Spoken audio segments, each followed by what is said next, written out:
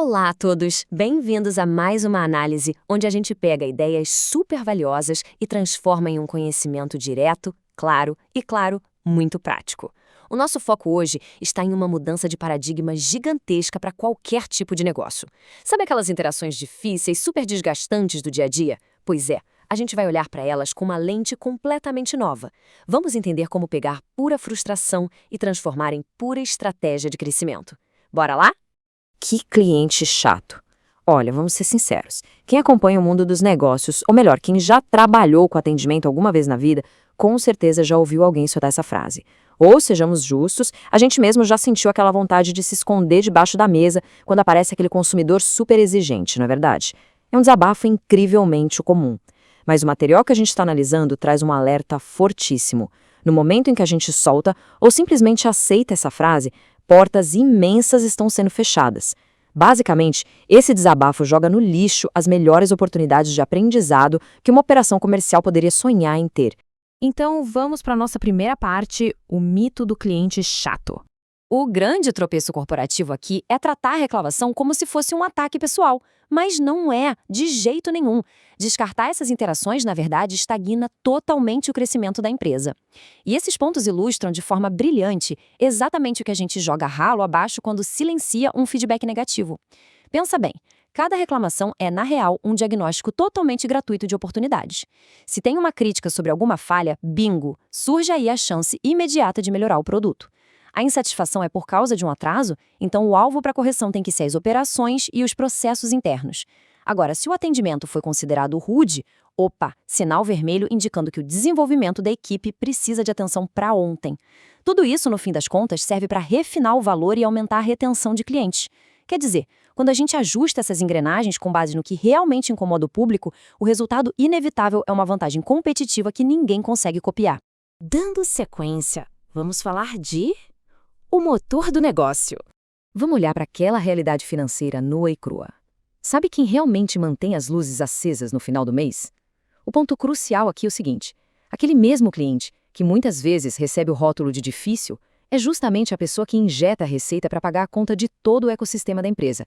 É essa grana que cobre toda essa esteira vital. Passo 1, garantir o básico, a folha de pagamento da equipe. Passo 2, a compra dos materiais e insumos. Passo 3, fazer o fluxo de caixa girar e gerar os lucros. E por fim o passo 4, fazer os investimentos que vão garantir o futuro da empresa. Ou seja, rejeitar o cliente exigente é simplesmente rejeitar o próprio combustível que faz o motor financeiro girar. Não faz sentido nenhum. Agora vamos para um novo ponto de vista, entendendo as realidades dos clientes. O que é absolutamente fascinante de notar aqui é esse contraste gigante. Ele força a gente a mudar a chave mental na hora. Do lado esquerdo, tem aquela visão tradicional, bem ultrapassada, vê quem consome o serviço apenas como um fardo, uma tempestade que a gente tenta evitar a todo custo. Mas quando a gente pula para o lado direito, a compreensão muda da água para o vinho. O consumidor passa a ser a grande solução do negócio.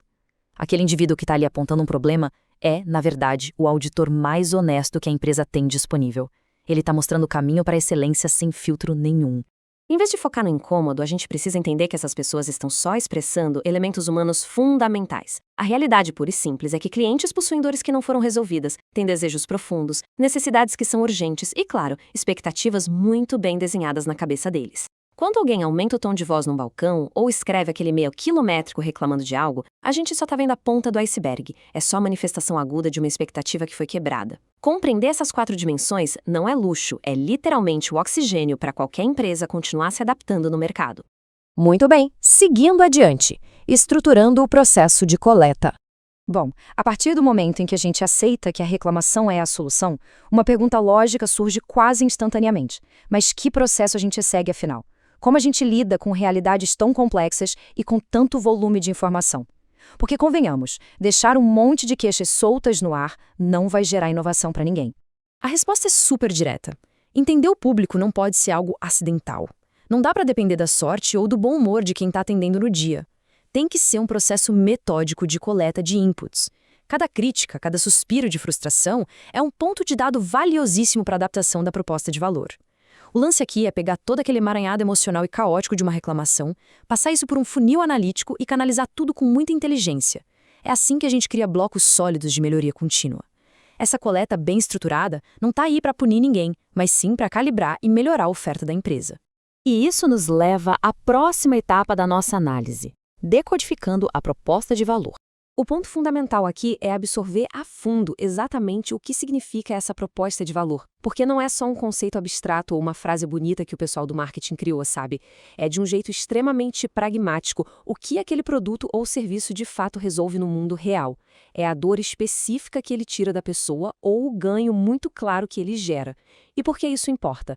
Porque todo aquele trabalho de estruturar o processo de coleta de reclamações tem um único objetivo: proteger e fortalecer exatamente essa proposta de valor. Cada pequeno ajuste feito escutando o feedback de um cliente incomodado deixa o produto cada vez mais forte e indispensável.